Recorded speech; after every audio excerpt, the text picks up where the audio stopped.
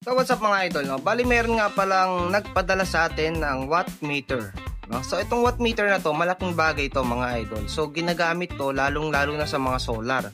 So ito mga idol, medyo kakaiba yung kulay, no? Kasi color black yung gilid niya.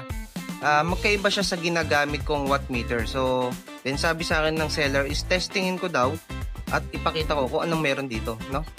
Same model lang naman sila mga idol, no?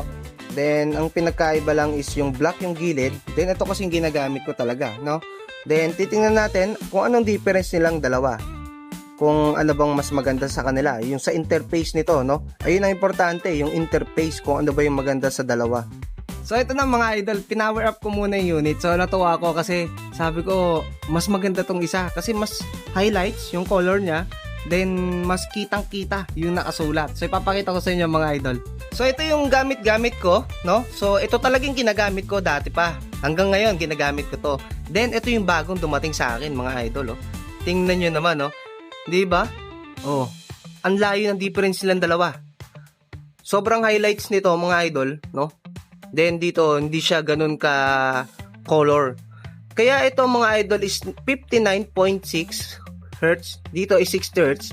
Nag-jumper lang kasi tayo dito ng linya. So, naging dalawa yung AC. Tapos, hindi pa maayos yung pagkaka-linya ko. Ayan, o. Di ba? Kasi ito, ang supply nito, AC. AC ang supply niya, no?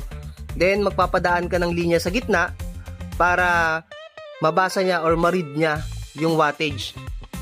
Ayos to mga idol, oh. Maganda to. Tingnan nyo naman yung difference ng kulay nilang dalawa. Ayan, o. Di ba? Sobrang sulit ito, mas highlights to mga idol kaysa dito sa isa, no? So mas maganda pala yung black yung gilid, no? Then medyo mas malaki yung screen nito kaysa dito. 'Di ba? Panalong panalo to mga idol, oh.